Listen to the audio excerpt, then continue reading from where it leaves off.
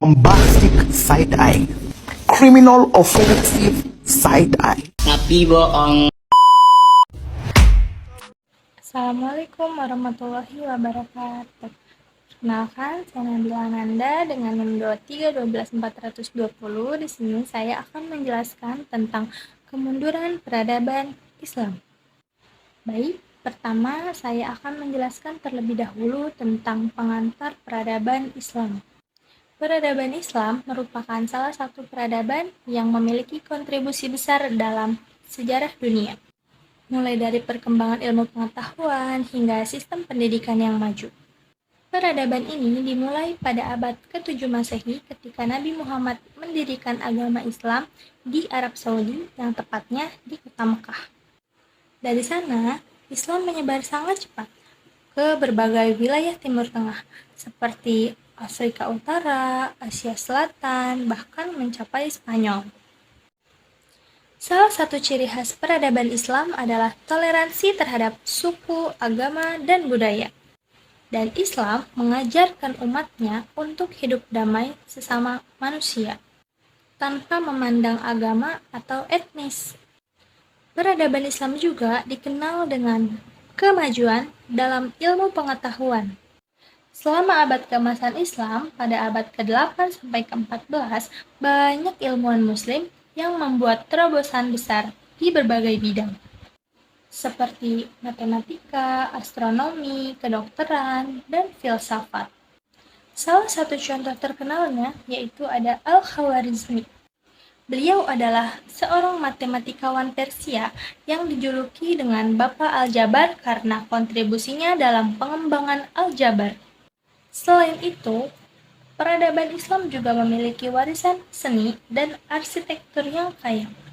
Contohnya adalah masjid-masjid megah yang dibangun di seluruh dunia muslim, seperti Masjidil Haram yang berada di Mekah dan Masjid Nabawi yang berada di Madinah. Peradaban Islam juga memiliki pengaruh yang kuat dalam bidang sastra dan bahasa.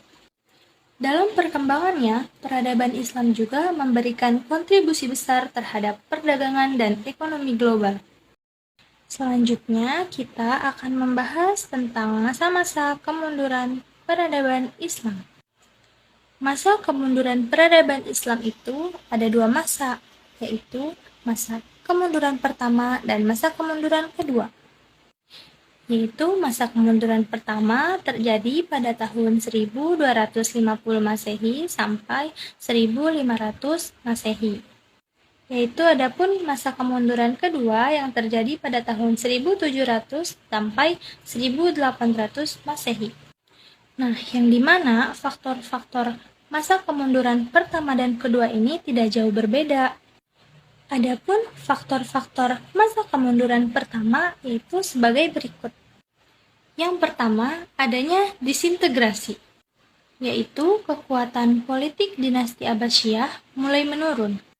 Yang kedua yaitu serangan dari luar, yaitu perang salib dan penyerbuan bangsa Mongol. Yang dimana peperangan ini dipimpin oleh Hulagu Khan yang berhasil membumi hanguskan Baghdad, yang tepatnya merupakan pusat kebudayaan dan peradaban Islam yang kaya akan ilmu pengetahuan. Serangan Mongol ke Baghdad tidak tanggung-tanggung di bawah pimpinan Hulagu Khan. Mereka membunuh dan membantai para ulama. Dan mereka pun tidak tanggung-tanggung untuk membakar perpustakaan, menghancurkan lembaga-lembaga pendidikan, dan serta mencuri buku-buku keilmuan Islam, dan kemudian dikembangkan di negaranya. Faktor penyebab yang ketiga yaitu pintu ijtihad ditutup di kalangan umat Islam. Alasan yang keempat adalah perselisihan antara Arab, Persia, dan Turki.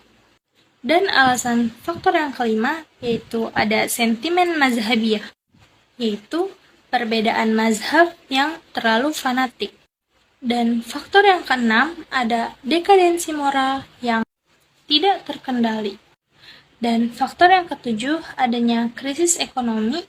Dan yang kedelapan adanya konflik antar kerajaan Islam.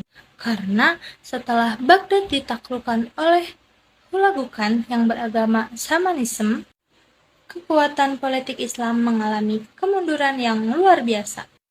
Wilayahnya terpecah belah dalam kerajaan kecil yang tidak bisa menyatu dan tidak saling mempercayai. Dan alasan yang ke-9, yakni peradaban Islam mulai tertutup terhadap perubahan. Dan alasan yang terakhir, yakni sistem khilafah sudah tidak ditetapkan lagi. Nah, adapun kesimpulan dari masa peradaban pertama ini, masa peradaban ini bukan hanya mengalami kehancuran di bidang politik dan daulah Islamiyah, melainkan pada bidang budaya, peradaban, dan ilmu pengetahuan. Selanjutnya, ada masa kemunduran kedua yang terjadi pada tahun 1700 Masehi sampai 1800 Masehi.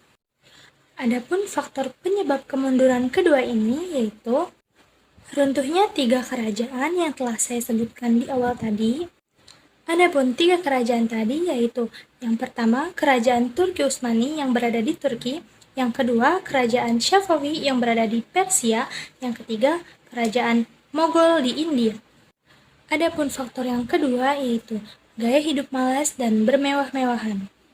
Dan adapun menurut Ibnu Khaldun, pakar sejarah dan sosiologi klasik, menjelaskan bahwa peradaban Islam disebabkan oleh 2 faktor yaitu faktor internal dan eksternal. Selanjutnya ada Muhammad Iqbal. Muhammad Iqbal ini adalah seorang tokoh yang dimana salah satu dari pemikir Islam yang mempunyai sifat agresif dan tegas dalam memberikan kritikan-kritikan keras terhadap kemunduran Islam. Dan penyebab utama kemunduran Islam menurutnya yaitu cara berpikirnya yang taklid terhadap ulama-ulama terdahulu. Sikap tersebut disebabkan oleh adanya asumsi tentang ditutupnya pintu ijtihad, dan yang dimana seharusnya ijtihad ini dijadikan paradigma berpikir dalam mengembangkan cakrawala pemikiran, bukan dipahami sebagai hal yang terlalu berani serta bebas dalam menggunakan rasionalitas akal manusia. Dan secara umum terdapat 3 hal faktor yang menyebabkan kemunduran Islam menurut Muhammad Iqbal. Faktor kemunduran pertama yaitu adanya mistisme asketik yang berlebihan, yang mana menurutnya mistisme asketik ini sangat memperhatikan hal-hal yang metafis, yaitu seperti pembahasan tentang ketuhanan. Dan menurut Iqbal, hal ini merupakan faktor yang membawa mereka menjadi mementingkan persoalan keduniawian. Dan adapun menurut Iqbal, faktor kemunduran kedua yaitu hilangnya semangat induktif. Menurutnya, semangat keislaman pada dasarnya menekankan kepada kehidupan yang konkret, yang dimana yang senantiasa berubah dan berkembang. Oleh sebab itu, selama umat Islam setia pada semangat mandiri mereka sendiri, serta menempuh cara-cara induktif dan empirik dalam penelitian sebagaimana pada masa kejayaan Islam, mereka akan terus maju dan maju demi mengembangkan ilmu pengetahuan. Faktor kemunduran ketiga yaitu adanya otoritas perundang-undangan serta totalitas melumpuhkan perkembangan pribadi. Dan di samping itu, ia menyebabkan hukum Islam tidak bisa bergerak sama sekali. Adapun selanjutnya yaitu menurut Muhammad Abduh, yaitu penyakit-penyakit yang melanda negara-negara Islam adalah karena keracunan pemikiran agama di kalangan umat Islam, yang dimana sebagai konsekuensi datangnya peradaban barat dan adanya tuntutan dunia di dalam Islam modern. Selama beberapa abad di masa silam, kaum muslimin telah menghadapi kemunduran, akan tetapi umat Islam tidak mendapatkan dirinya untuk bersedia di masa kritis ini, yang dimana menurutnya yang membawa kemunduran umat Islam itu bukan karena ajaran Islam itu sendiri, melainkan adanya sikap jumud di dalam tubuh umat Islam.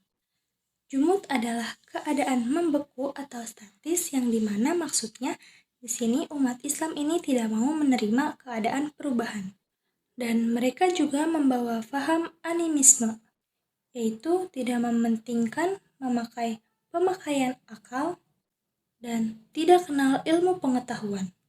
Untuk mengembalikan permasalahan ini, yaitu Abduh sebagaimana Abdul Wahab berusaha mengembalikan umat seperti pada masa salaf, yaitu pada zaman sahabat dan ulama-ulama besar. Namun, yang membedakan faham Abduh dan Abdul Wahab adalah umat tidak cukup kembali kepada ajaran-ajaran asli itu saja. Akan tetapi, ajaran-ajaran itu pun harus disesuaikan dengan ajaran-ajaran modern seperti sekarang ini. Selanjutnya ada Jamaluddin Al-Afghani. Jamaluddin Al-Afghani adalah seorang pemimpin pembaharuan dalam Islam yang tempat tinggal dan aktivitasnya berpindah dari negara Islam lain ke negara Islam lainnya, serta pengaruhnya terbesar ditinggalkannya di Mesir.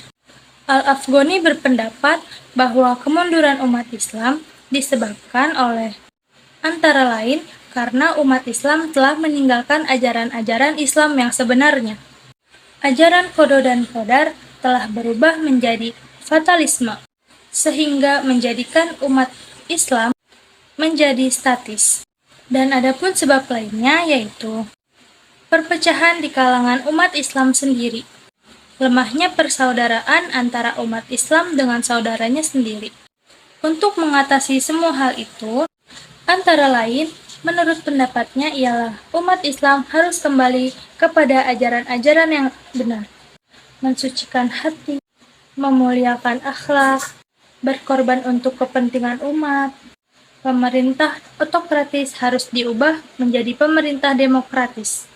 Dan begitupun persatuan umat Islam harus diwujudkan, sehingga umat akan maju sesuai tuntutan zaman. Dan ia juga menganjurkan umat Islam untuk mengembangkan pendidikan secara umum, yang tujuan akhirnya untuk memperkuat Islam di dalam dunia secara politis. Dalam menghadapi dunia barat, ia berpendapat tidak ada sesuatu dalam ajaran Islam yang tidak sesuai dengan akal atau ilmu. Atau dengan kata lain, Islam tidak bertentangan dengan ilmu pengetahuan. Akan tetapi, menurutnya, lebih ke faktor internal daripada eksternal. Dan adapun suatu peradaban dapat runtuh karena adanya timbulnya materialisme, yang dimana penguasa dan masyarakat menerapkan hidup bermalas-malasan serta dipenuhi kemewahan. Dan yang kedua, ada tindakan korupsi oleh pejabat-pejabat pemerintah.